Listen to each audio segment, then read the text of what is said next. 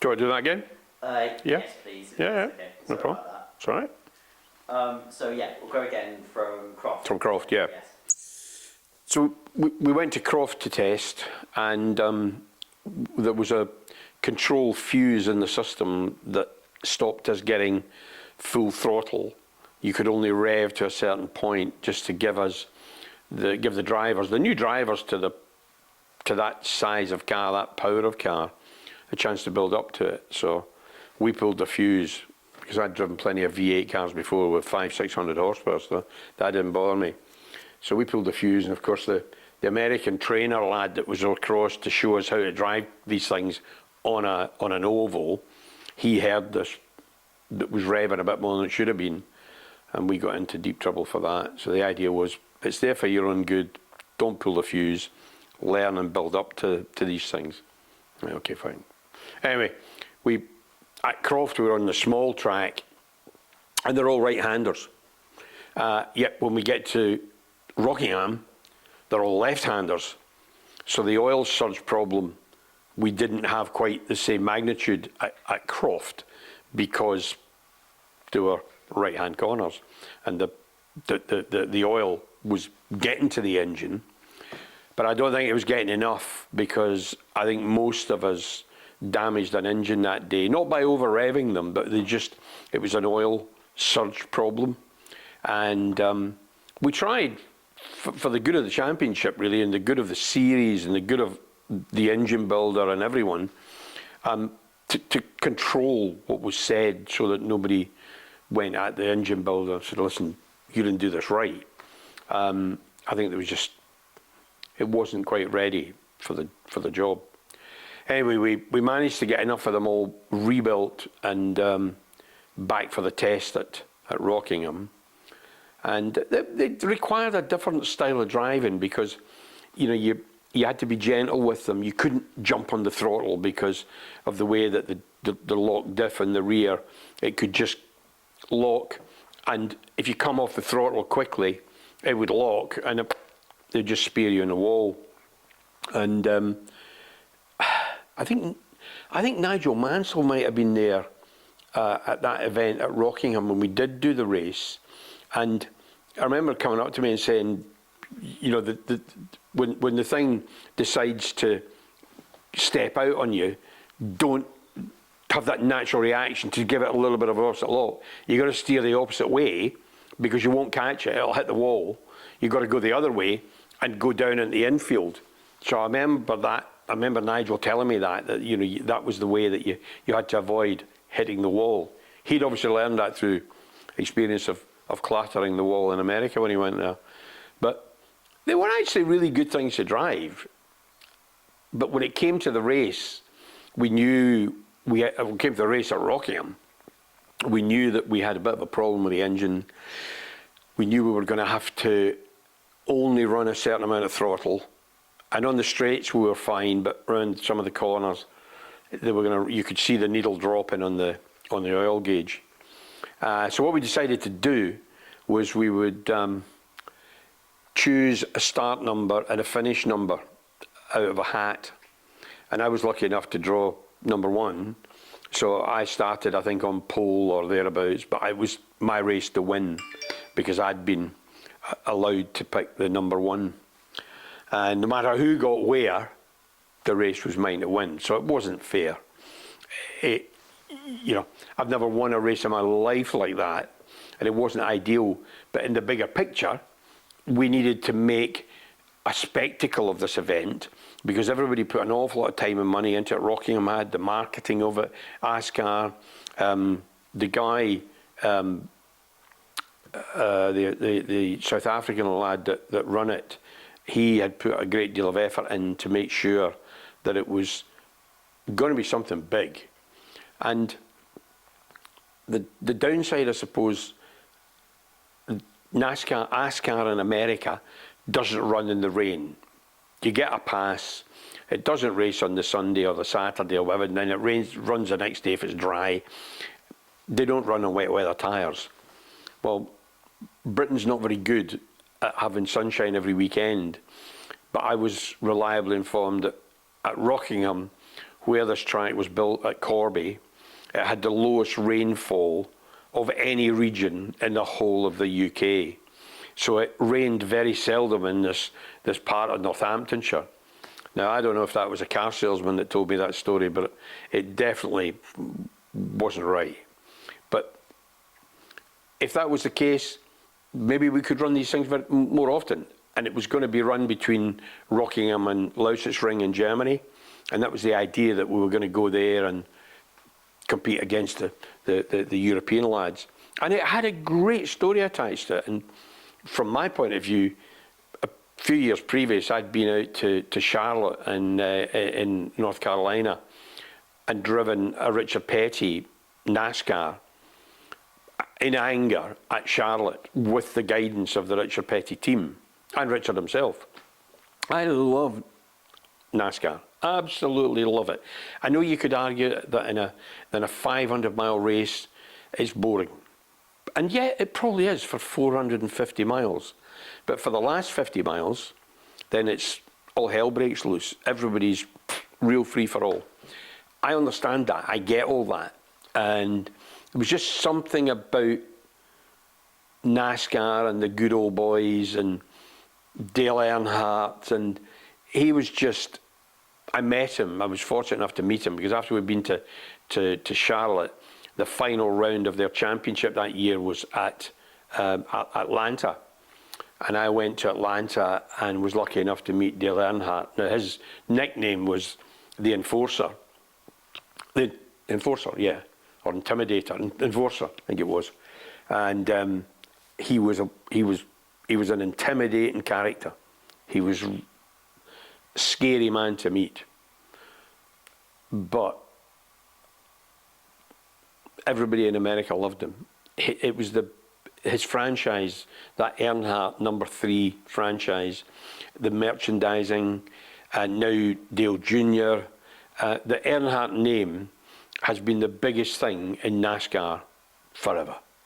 And I have no idea how much they make in the way of dollars every year, but it way outstrips everybody else put together. But Dale was quite an intimidating character to meet. And he asked me what I drove, and I told him it was a little 2-litre super tourer from the UK, and I think he thought, was that some rental car?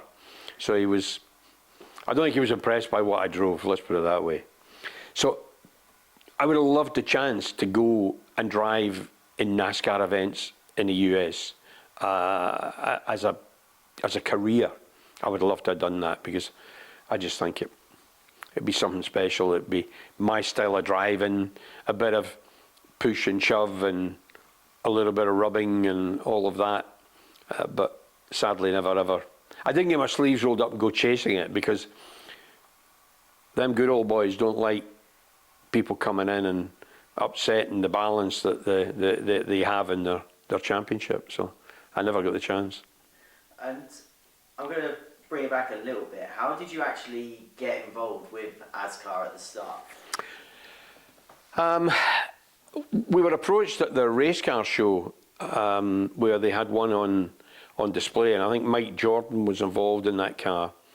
And Mike Schmidt, I think it was.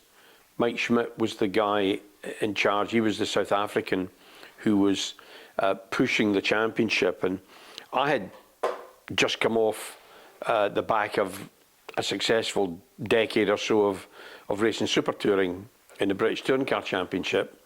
So I had a name that people knew. And for ASCAR to have a name driver in there that the public could relate to, I think the idea was it was a little bit of a hook to bring some of the touring car spectators to this event. And because I had a great following in touring cars, I think the theory was, let's get Cleland in, and then we'll get some following from touring cars as well. And that's how it went. So we talked to Mike about it, Bob Berridge and I, Peter Davis from Rockingham, who was responsible for pulling the Rockingham track together and getting Guy Hands to fund it all. I think it was Nomura was the name of his funding company. And we got myself, Bob Berridge, and Peter were third shareholders in the Cleland Speed Sport team. 2 cars, and the idea initially was Bob Berridge was going to be one of the drivers and I was going to be one of the others. And then we got, who now is my son-in-law, John DL, we got him in on the act, and he was bringing some money along, so that kind of helped to fund the team as well. And Bob Berridge stepped back, and he would become the Richard Childress of our team effectively. He would be the team owner and the team manager. So it kind of, had I not gone to the race car show that January, I don't think we'd have been involved in it, because it was one of those things where you go, oh, that looks like a good idea. And I'd volunteered to retire from touring cars. I did a year, the best part of a year of British GT in a Viper. But then my father passed away and I decided I should concentrate on my business, so I just reversed out of it all. Felt like I still had something to prove. So, no, go on, let's set a team up. This could be really good. And we used all the contacts that Bob had and all the contacts I had, and we really worked to try to get this championship off the ground, to get it to work. Sadly, the engine turned out to be the biggest problem we had with it.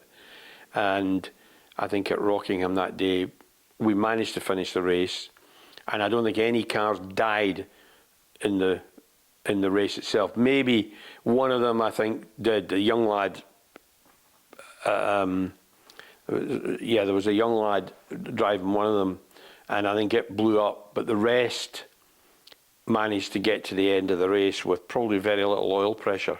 I was going to say, didn't you, I could be wrong, but I think John DL's car, did it break down in the race? It broke down in the race, yeah. But it didn't blow an engine. Okay. It was something electrical that went on it, but it didn't blow the engine. Okay. But one of the other young lads, Lee Caroline, I think it was. Lee Caroline, I'm sure, was the driver. And he was just a young lad at the time. And I think it was the one that went bang, and yeah, that was the end of that. But we'd managed, with a deal, that we had to kind of race each other and don't get way up the banking, and make sure that the oil, and watch the oil pressure gauge, and make sure that it always had a bit of pressure. Otherwise, we were just going to be throwing bits of engine all over the track. I mean, they were just going to detonate themselves. That's how it worked, which was a shame, because with a bit more time and a bit more testing at that track, at Rockingham, where they were going to race, we'd have cured it. It wouldn't have been so difficult to get better pickup, a better pump in the engine, a better scavenge pump in the sump, and all of those things. It would have been much better to do that, because it was a wet sump, it wasn't a dry sump. It's a shame that it died like that. It ran for a few more years, but I think the appetite wasn't there. And to run, you'd need to have a certain mentality, I think, to run on an oval day in, day out. Now, different in America, where you're with 42 other guys and you're getting paid millions of dollars a year to drive these cars, but we weren't.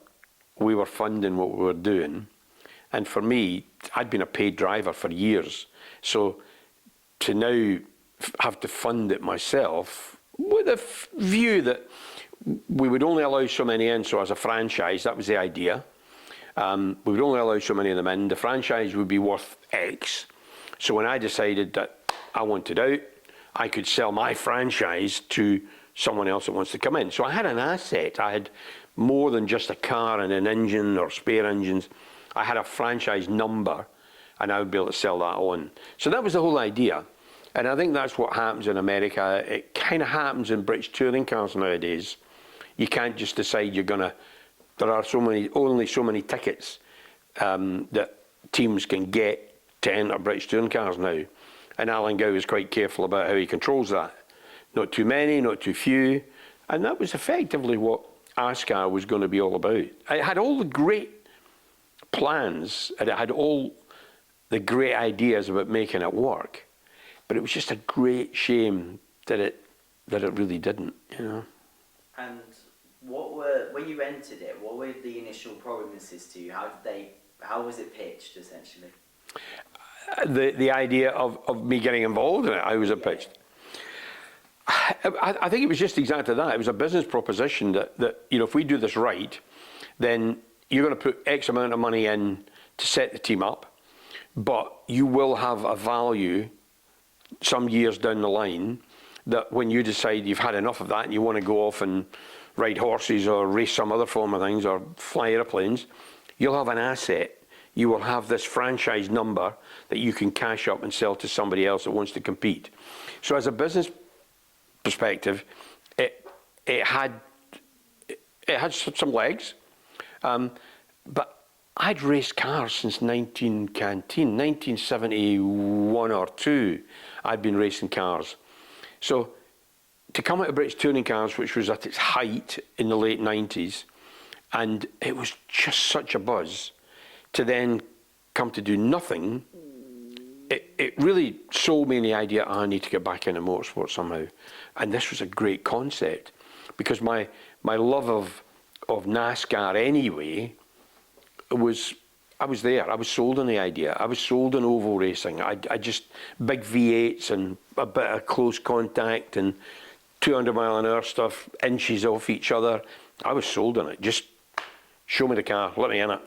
So it wasn't hard to sell me the idea, but it was just a wee shame that it didn't quite take off the way it should have done. And how come you only ended up doing one round in the end? What led to the deterioration of... Well, no, there was no deterioration in the relationship. It was just that I pretty much decided that until they could get the engine situation right, I would step back. John DL was going to come in, and he had some money, and they would run, I think, one car was what we were going to do. And I went off to run my business, to set up some changes that I'd made in my day-to-day life in the business.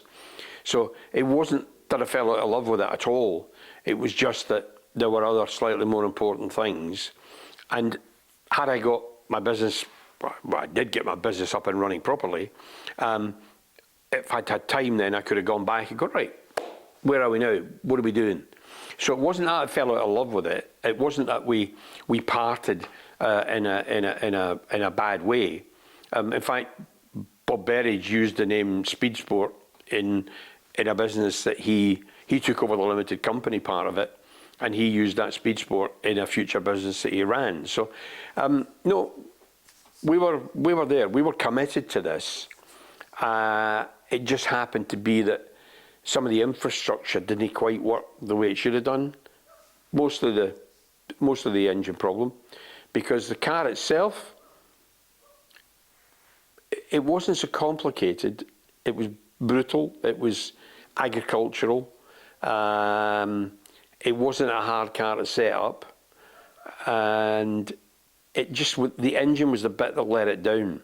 The rest of it was fine. It was a big agricultural, I think, 4-speed gearbox or something like that, and there was a steering wheel this size, and you know, it was a heavy old brute to drive, but yeah, quite rewarding. You get it right, it was rewarding. Very, very unlike a touring car where it's, you know, fingertip stuff and very, very nervous. This thing was, you could work the car. It wasn't stiff. It was a floppy big thing. It was a bit of fun to drive. And can you kind of talk me through kind of when everyone started realising there was the engine issues? What kind of went on?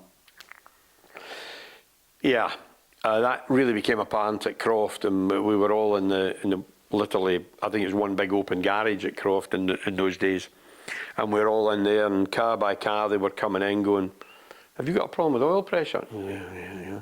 And the poor guy that was the engine man, I mean, he was running up and down the garages trying to do whatever it took. Was it a pressure relief valve? Was it low in fuel? Was it low in oil? Should we run more oil in them?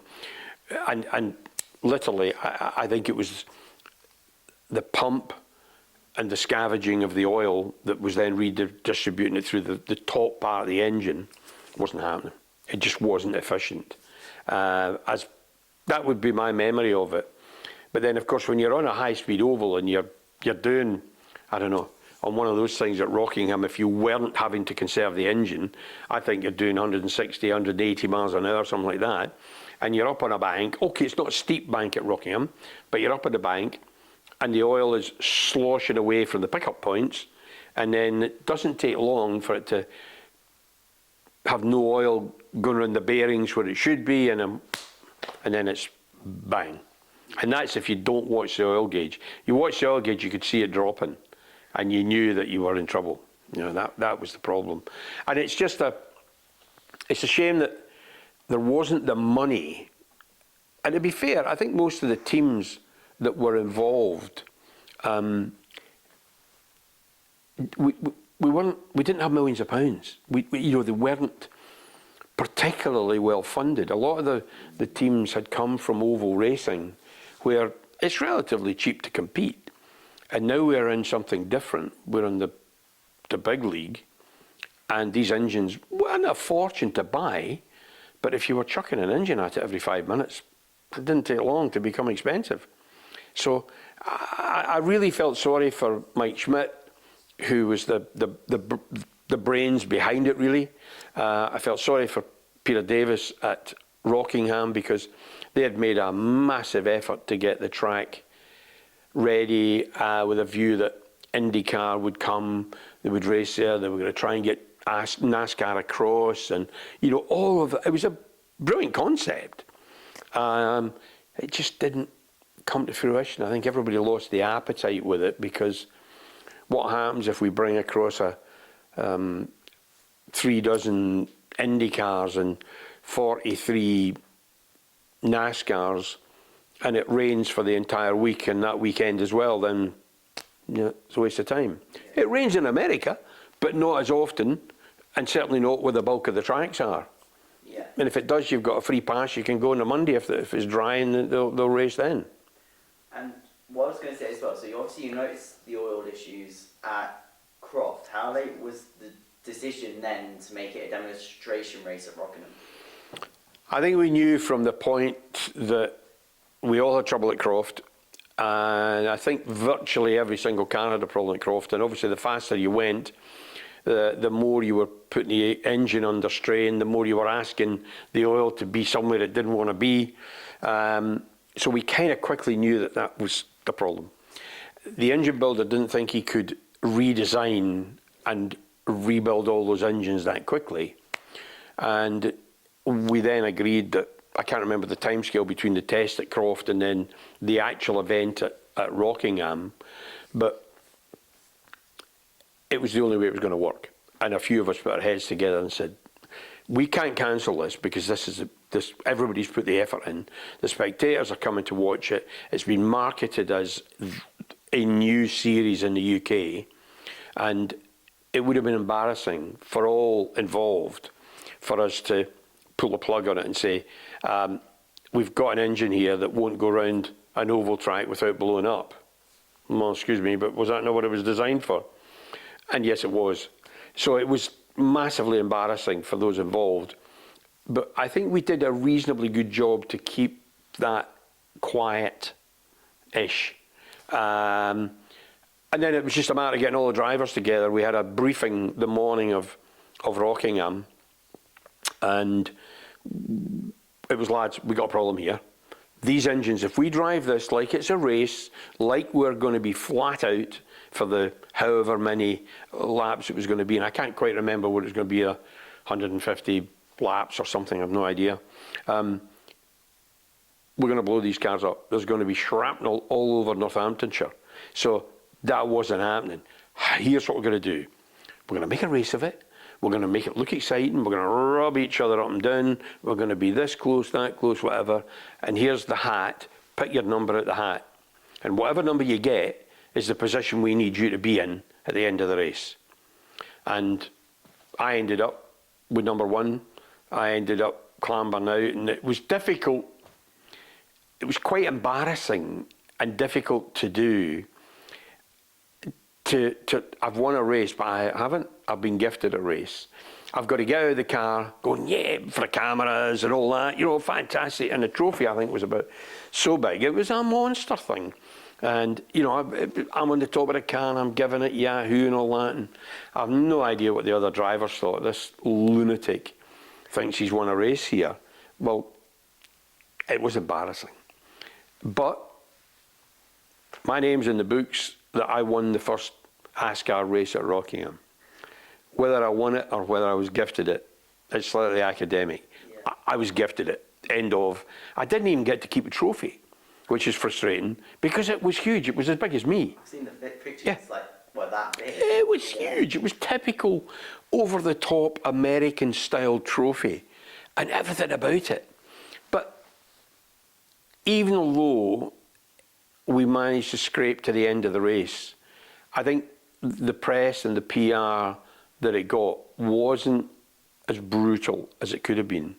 I think people knew there was a problem and everybody kind of did their best to calm it down because that was just one weekend. We were trying to move through other weekends. We were trying to go eventually to Germany at Ring, race there. They had a different engine builder in Germany, so it wasn't the same engine builder. So maybe we should have put our heads together and found somebody that could work with the guy in the UK to come up with a better package.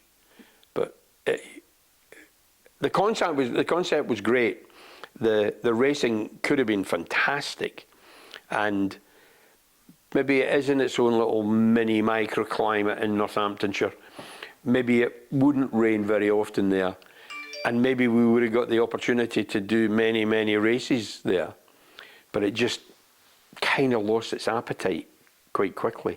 Yeah, and were you kind of actually, I'm going to ask you, how did John DL come in as your teammate compared to, because it was, I've forgotten his name now, it's supposed to be Bob Berridge. Yeah, well, how did that all come about?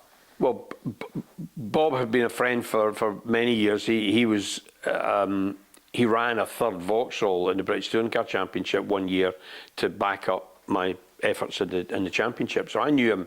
I knew he was a good peddler, and he and I were friends. And we'd agreed, this is it. We'll all chuck in. I think we put 50 grand in each to get the thing off the ground. So it wasn't a massive investment to get the thing going. And eventually, we looked at it and thought, well, we actually need. Maybe we need a young driver in here.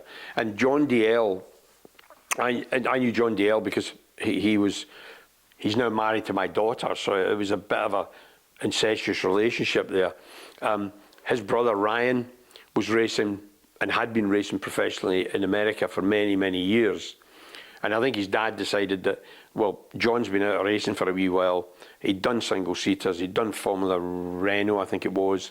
This was a good way to get him back into it. And because there was a link to America with his brother Ryan, who knows, maybe if this works in the UK, maybe we could get him into truck racing in the States, or maybe into the lower level, and then maybe, who knows. So that was really where that came about. And John's dad threw some money at it. Did John enjoy it? I'm not sure he did, because he did quite a lot of walking, because for some reason or another it seemed to break reasonably frequently. But John was a young guy in them days, and he was up for anything, and quite liked the whole American idea, the big beefy V8 thing, but he'd never driven anything like that before. And he'd come out of single-seaters, go-karts and single-seaters, you know, Vauxhall Juniors, and then into Renault. In fact, I think the year he and Ryan, that was a year that Kimi Räikkönen ran in the single-seaters, and Räikkönen then went on to become Formula One world champion and so on. And John, this was maybe a route for John to go to keep his career going.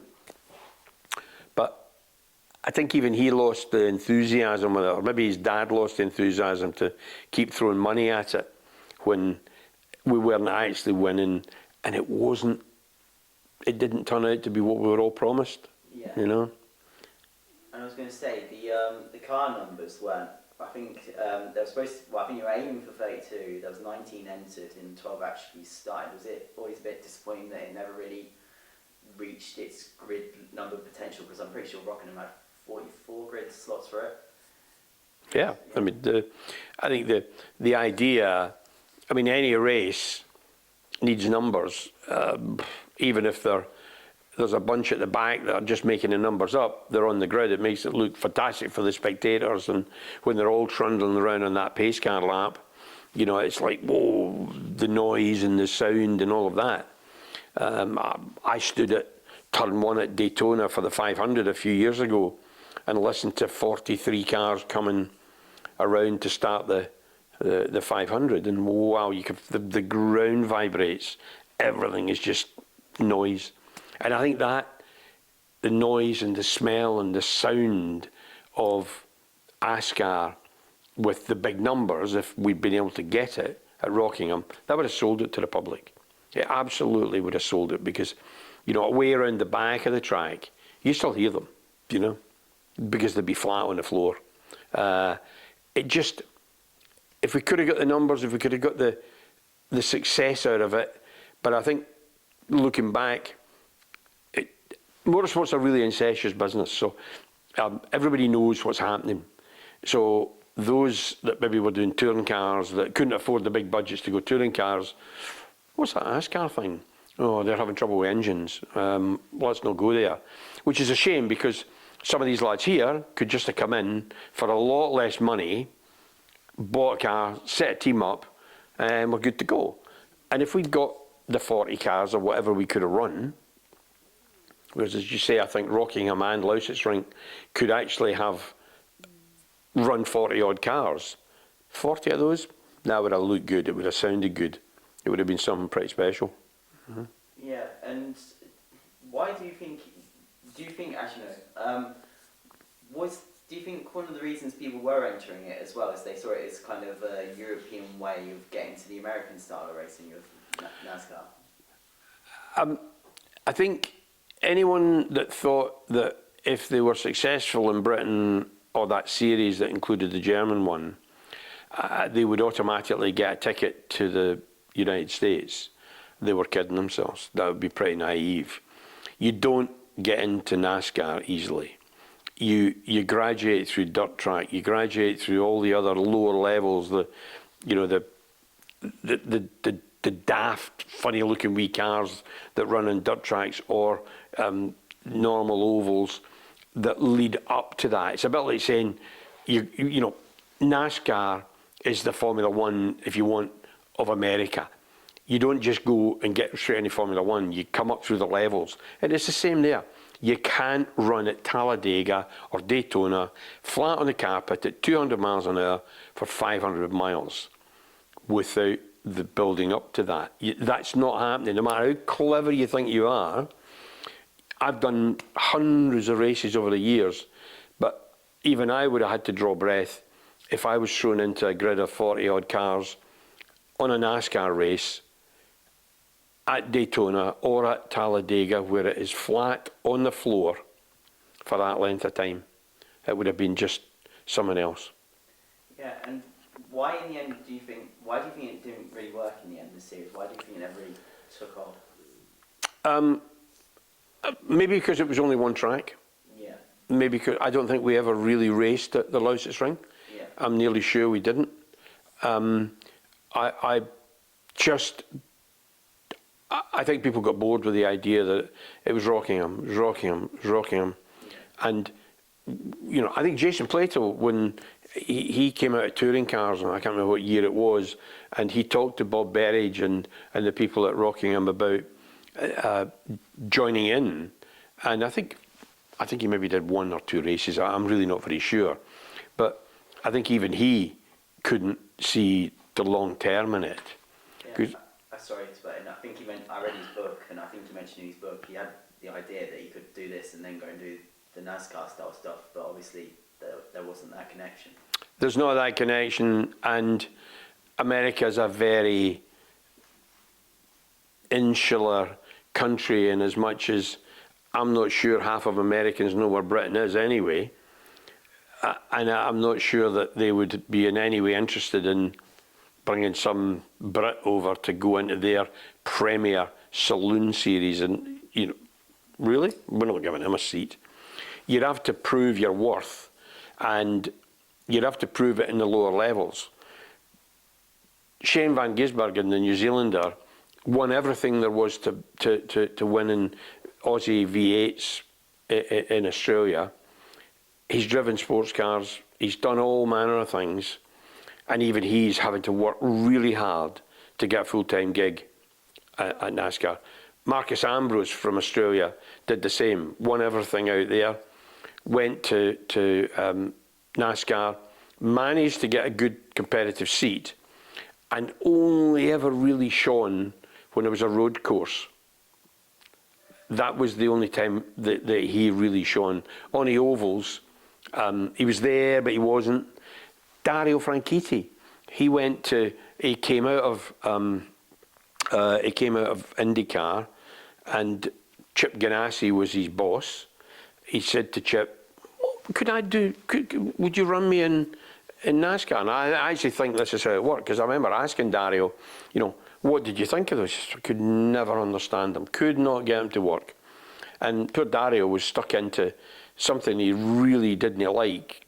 He maybe underestimated how hard it was going to be to get the best out of them, to be the Dale Earnhardt, to be the Jimmy Johnson, you know, to be at that level requires a certain something. And I'm not saying Dario has more than proved his worth in anything he's ever sat in, but I think he would be the first to say, that wasn't for me. Yeah. So for Jason to think that he was going to get a straight lift from running around about Rockingham and running around about Lousett's Ring to going and doing 30, 40, what was it? They do about 50 races a year in the States in NASCAR at 24 different tracks. That was pretty naive to think that's what was going to happen. You know, I never thought that. I'd never thought that. And at that stage, I was getting to the wrong end of my career in terms of age. Had I thought about it earlier, I'd have loved to have gone and done it. And it might have been easier a number of years earlier, because it was very much about the good old boys.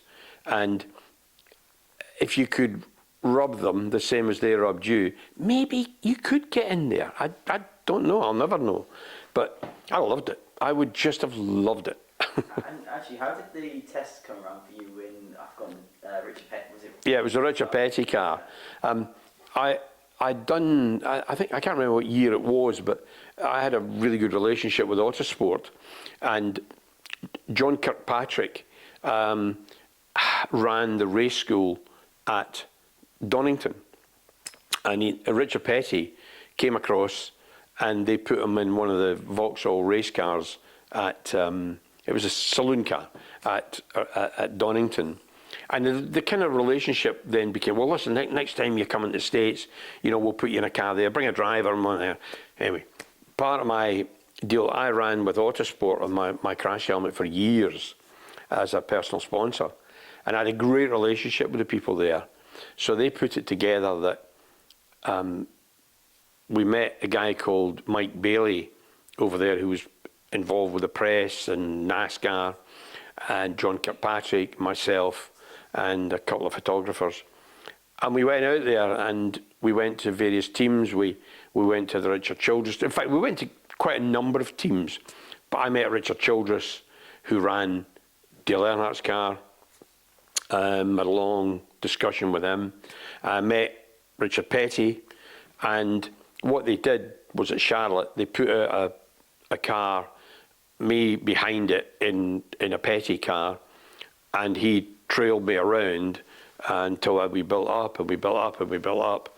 And constantly they were on the radio, they had a spotter, and they're on the radio telling me to get closer to the wall, or no, don't do this, or go later into the air.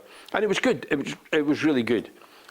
And I think if given a bit more practice, I think maybe I could have made the grade with that. I loved it, absolutely loved it. And to talk to a guy like Richard Petty, he didn't need to come and talk to me. I'm just a guy from the UK who's won a few championships. But he was lovely. He was just a lovely, lovely guy. And we're talking about one of the most successful NASCAR drivers ever. They don't call him the king for nothing. And for you, how was it kind of going from touring car racing to the oval stuff? How hard was it to adapt? Through my career, I've done everything. I've done hill climb, sprints, rallying, rallycross, autocross. I've done everything.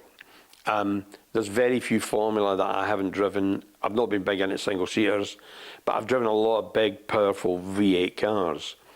I know what to do with them, and if it's got a lid on it, then I'm pretty handy in it. And that wasn't that difficult to transition from a front-wheel drive 2-litre, 300 brake horsepower super touring to a 600 horsepower rear-wheel drive 2-ton piece of metal. It wasn't that difficult to do. It's just another car. If you can drive, you can drive. It's just a matter of it takes time to understand, do you drive it with your fingertips or you do drive it hanging on like this? And what does it take to set it up? And the setup of any race car is the most important part of it. You know, if you've not got it where you're feeling comfortable in it, if you've not got it where it's quick at various points, you're not going anywhere, no matter how good you are. You know, Lewis Hamilton can't get that Mercedes to win races. You know, it's not because Lewis has lost anything really. It's just he's not now getting the best out of the car. They're not joined at the hip like they were before. And that's what makes a quick car driver combination. The driver, like my Cavalier days, 1995, I was pretty nearly invincible with that. It was like sliding on a pair of slippers. For me, I was part of that car, and it was easy to make it work, and it was easy to get the best out of it. So driving I think they weighed about maybe 1,600 kilos. They were big, heavy things. And the engine wasn't the heaviest part of it. It was the frame and all the safety bars and all of that. But to drive that and drive it quickly, you had to understand how to set it up properly.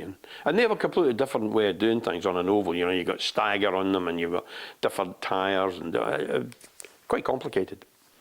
And do you think it was disappointing they never went to any non-oval circuits as well? Because I know they said at the end of the first broadcast that they wanted to do an exhibition round at Knockhill. And then I read somewhere else they wanted to do a round at Mondelo Park as well. Do you think it's a shame they didn't do any road course stuff? No. I think that was maybe that might have been the promoters that thought that was a good idea. These cars had no brakes. I mean, in NASCAR doesn't have brakes worth talking about because it's no braking. I mean, they're maybe touching the brake now and again, but on most oval tracks or tri-ovals, or you know, you're not braking at any great amount. And even on a road course, they've obviously got different cars for road courses, so they've got different brakes. But on most of these, on an oval, you're maybe just a slight dab on the brakes. You're not jumping on them. Whereas at Croft, you go down the main straight past the pits, where we tested there, down that main straight, into the S's there, and you're on the brakes. Then you're down the back straight, flat chat, and then to a 90-degree right-hander, and then another 90-degree right-hander to come back down past the pits again. And you are absolutely on the brakes. These cars couldn't cope with that. These cars, they just didn't have the braking capacity. So to go to Knockhill, you'd be down past the pits, into Duffus Dip. First lap might be okay, and then you're braking for the hairpin. That might be okay. But any subsequent laps, there's got to be no brakes. You'd need an anchor to slow it down. So no, I wasn't unhappy about not getting to go and race at Knockhill or Oulton Park or some of my favourite racetracks in the world.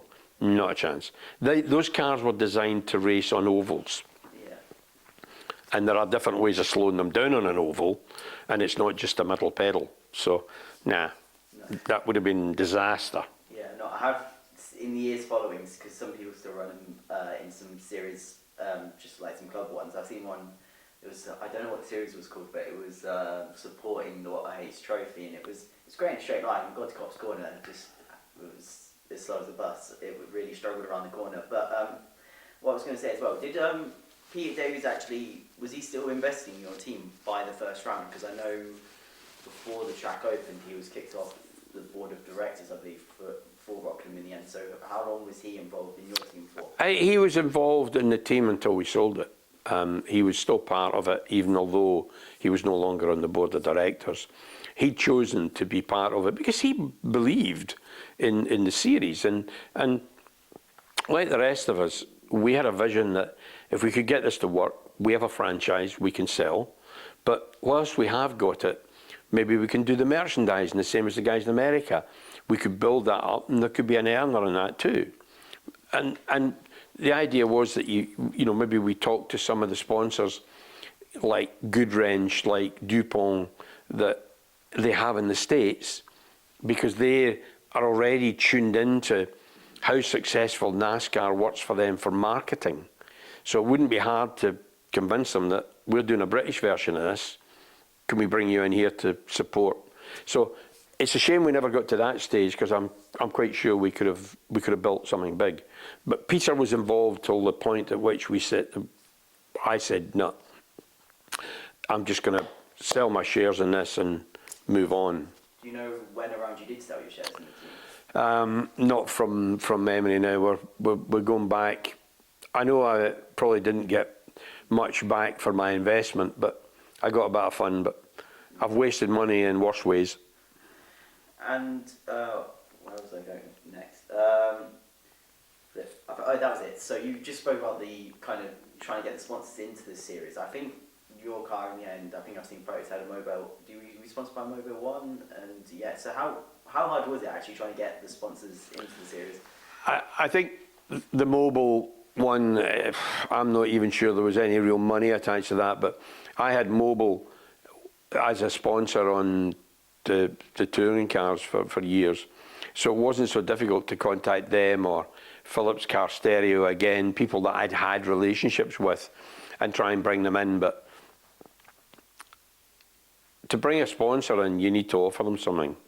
They need to be given, you know, an end game. What are we going to get from this? We give you X £1,000. What are we getting back here? And I think that was the problem. We were selling a vision, and sadly that vision didn't materialise. So bringing sponsors in to any great degree wasn't really working that well. Yeah, and you kind of had the kind of, for the time, the forward-thinking idea of setting up johncleland.net. I saw in the article you said the plans for it were Q&As. You wanted a live in-car webcam. You could speak to you as well. What actually materialised from that in the end? Yeah, I mean, we ran. We did lots of things with that, with websites and all manner of different things. But we had great. All we were doing was taking what worked in America. Let's not reinvent the wheel. What's working there, and let's bring it to the UK. You know, how do they sell their merchandising? What sells best? You know, how does this work? How does that work? Bring it here. Yeah. And honestly, that was how it was going to work. But I mean, I'd been at the pinnacle and won the British Championship twice. So I was at least a name that people knew. And I think that was probably the biggest attraction for the organisers. That I was a British touring car champion, and I was defecting from that to get involved in this new series. So I think that quite gave them all a buzz. And for me too. I mean, listen, it was rubbing my ego the right way. So it's just a great shame it didn't actually come to what we all thought it would do. Yeah. Do you think that kind of the issue with the circuit after that was it kind of lost its identity because there was no kart didn't last, and then there was no real main oval series for it? No, I think not everybody understands oval racing. And the public in the UK, other than if you went to watch Wimbledon stock cars or wherever else they do stock car racing, or you do speedway on an oval, you know, unless you understand that and you get that thinking, we're a nation of racetracks like Knockhill, Silverstone, Brands Hatch, Donington, Thruxton. That's what the public love, because it could be conceded. You could look at it and go, oh, it's quite boring. They're going round about and round about. You know, it's not, they don't belt curbs and they don't do this and that. And you watch a touring car race at Knockhill and we're all over the curbs and they're off the ground and they're crashing and banging off the ground. And yeah, but you don't get that with an oval. It's a different style of racing. And unless you've got the headsets on and you're listening to Dale Jr. talking to his spotter, or, you know, someone else talking to the pit wall or whatever. Now I know why they're doing that. Now I know why they're hanging back. Now that I know why they're working as a pair. You know, there's lots and lots of things about proper American NASCAR racing that the UK public doesn't understand. Yeah. So I think trying to convince them that oval racing was the way forward, it was quite brave. It was quite a bold move, and the money that Guy Hands poured into Rockingham, now for it to be used as a major car park for British car auctions or any car manufacturer that's looking to dump cars for a while to store, they're parked at Rockingham. It's a great shame, because the infield track that we used in touring cars, that was a great track. Lovely little track, lovely corners and great to race on. So it wasn't just the oval, it was the bit in the middle as well worked. And I think if it had been successful as a venue for rock concerts or whatever else you could possibly hold there, yeah, listen, that had potential, but it just didn't. It never got off the ground. Yeah, I know.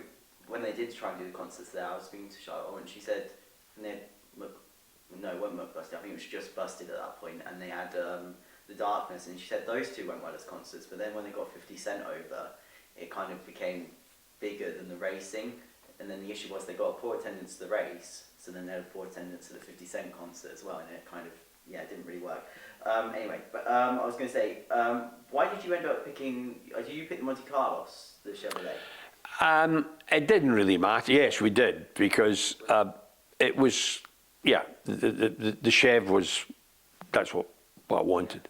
You know, I'm a General Motors man, yeah. So why would I not pick a Chev? And instead, what was that, an Impala, I think was the other one, the Ford Impala, was it? Yeah. I think there was like, yeah, there was something, and there was a Pontiac as well. Yeah, it could have been that, but no, I was a Chev. Yeah. I mean, my racing career since the early 80s had been General Motors, so I couldn't not have a General Motors product. So that was why.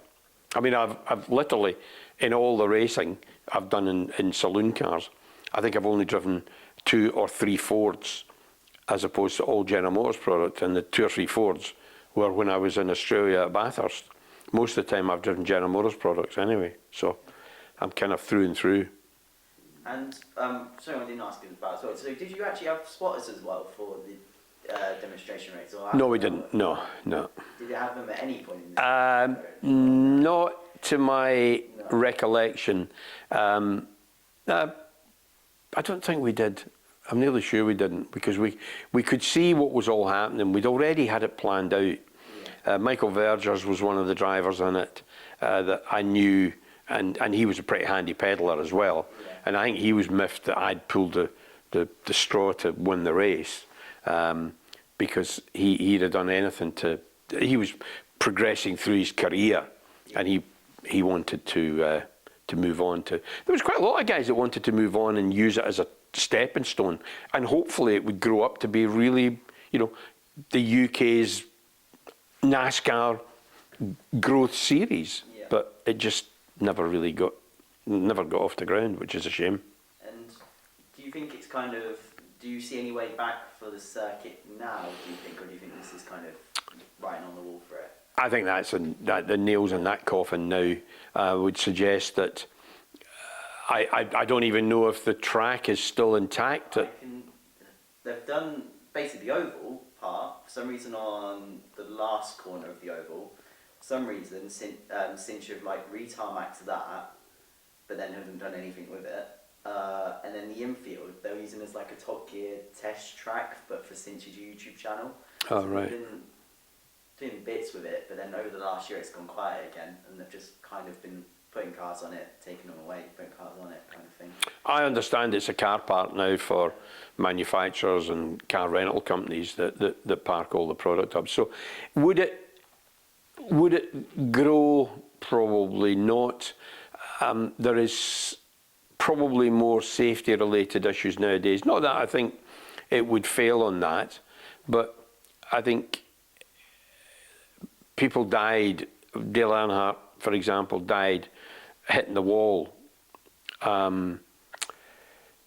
If it got off the ground, they would have to put all the safer barrier in now that they have all the tracks in America, and that's a huge investment. Yeah. And how much of the track would you need to change to do that, and how much of the track does it steal to get the barrier in, and so on and so forth. So I think the requirements for it to be resurrected as a full-blown oval, that would be way too expensive. And then you're back to starting the whole thing again, where you need to you either go and buy 40 last year's NASCARs from some of the teams and bring them across and package it up, or you do as we did here and you buy them and you build them in the UK and you have somebody localised doing the engine, and then we're back to the same problem again. So I think it's gone. I think it had its chance. I don't think it's coming back. Oval racing is not a UK sport, it would appear, and I think it would be financial suicide for somebody to try and do that. Yeah. And was it kind of, obviously you have a touring car background, do you know if it was it popular with the drivers, that circuit? Was it, not the oval part obviously, but for touring car, was the touring car layout, shall we say, was that? The touring car layout in the centre, yeah. Was it, Yeah. did you enjoy it? Yeah, absolutely. And the super touring race I did there, we had quite a lot of ex-touring car drivers from the day, myself, Patrick Watts and a few others. And there were some good super touring drivers in that hadn't been involved in the original super touring. And everybody loved it because it had some high-speed bit, it had slow-speed corners, there was a bit undulation attached to it. It was a brave little track. Yeah. And I think that the touring car drivers really enjoyed it. Yeah. I mean, apart from Matt Neal and Jason Plato, I think Matt was going to rip Jason's head off at one of the races. But maybe I should have let Matt do it, but who knows. And yeah, oh gosh, now thoughts going out my head. Why do you think it didn't really work with the public? Why was it kind of, because it obviously never really got the interest in the oval part, but then it never really, I don't think never really got the interest for the actual inner layout as well. There was no, the public didn't really like. I think it was too far away. If you were in the stands, if you were sitting in the stand, the big grandstand, looking down, it's not like Knock Hill. You want to go to the chicane at Knock Hill because everybody's all over the chicane. So you walk round and you stand there. Or you want to watch them coming into the hairpin. So you walk round and you stand there. You couldn't do that at Rockingham. You could not walk around that oval. You were contained in this section here, turn 1, turn 4. You were here. And to see a way down there wasn't so easy because you went down through turn 1 and then on the infield track, then there was a hairpin where there was all manner of incidents down there. So in touring cars, they'd all crash into each other there. So it was just too far away to see who was responsible. And you can put up as many big screen tellies as you want around the place. Nothing beats actually being close to the action. And I think to be in a grandstand, looking down, you'd have needed binoculars to actually see that far in. Because you were looking over the track, over the pit lane, over the pit complex, behind that to the track. And that was a way in the distance. So I think that's probably why it didn't work. It wasn't spectator friendly. Maybe if they'd been able to build grandstands infield further back, that people could go in there, and once they're in there, they're there. That would have been quite spectacular to be that close to it. But nah, I think that was the problem. Yeah, I'd have to agree. From a member of the public going to the circuit, the closest you could get was sometimes opened up, top of the pits. That was the closest you could get to that half of the circuit. And sometimes if you're in the grandstand, you just, as you say, you're just too far away from it. You are just too far out. And yeah, I think that's everything. Just going to check. Do you know how I think it's Phil Weaver who got your car. Do you know how that happened at all? Or? No, I don't, because when I sold my shares to Bob Berridge, at that stage, we were going to close the team and cash everything up and just get me back. What can we get back? I don't even know how much we got for the car. I got some money back for my initial investment, but it cost me money to be involved in it, which was a shame. But listen, it could have been so good. It could have been so big. And I had it in my head, because I'd started in touring cars. I had like a John Cleland club, and you could buy merchandising. And that really, for me, that came from what I knew of NASCAR, because that's the only place where Formula One is different, but the NASCAR, you got guys like Earnhardt there, got 2 or 3 full 40-foot long containers that they're selling all the stuff out of, all the caps. The Americans love a cap and a jacket, and the beer thing, keep the beer cool. And you see the Earnhardt jackets, people still wear them now. Absolutely, yeah. I mean, I bought. I was a Jeff Gordon fan as well, so I've got a little cooler box, Jeff Gordon. You could buy all sorts of stuff, and I've got a mini Dale Earnhardt crash helmet.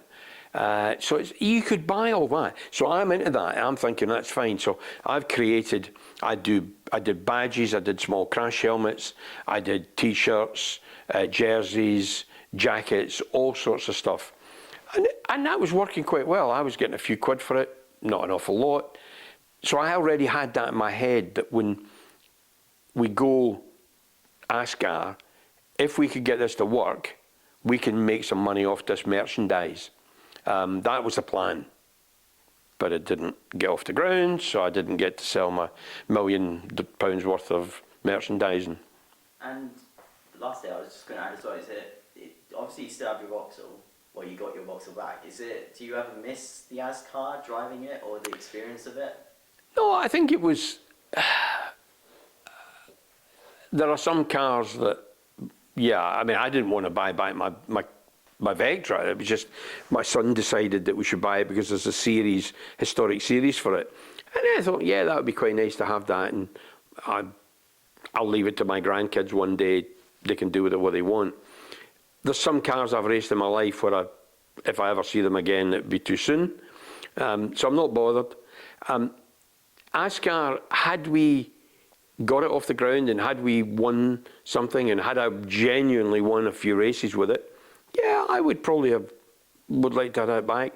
I've sometimes thought about buying, you get the odd NASCAR that comes up for sale, complete, with all the right engine, all the stuff, an ex, Jeff Gordon or an ex Jimmy Johnson car or whatever. I've often thought about buying one of them back. What on earth I'd do with it, I've no idea. But did I miss my NASCAR? No, I didn't. My ASCAR, I should say. So no, I wasn't bothered. Okay, no, that's all I've got for you then. That's it. Good. Well done. Can I just have you say, let me just make sure it's all right. Yeah, can I just have you say, kind of introduce yourself, say who you are into this camera, please? Hi, I'm John Cleland, double British touring car champion, and ran an ASCAR team for a year back in 2001. Okay, that's great. Let me just stop that and stop this one.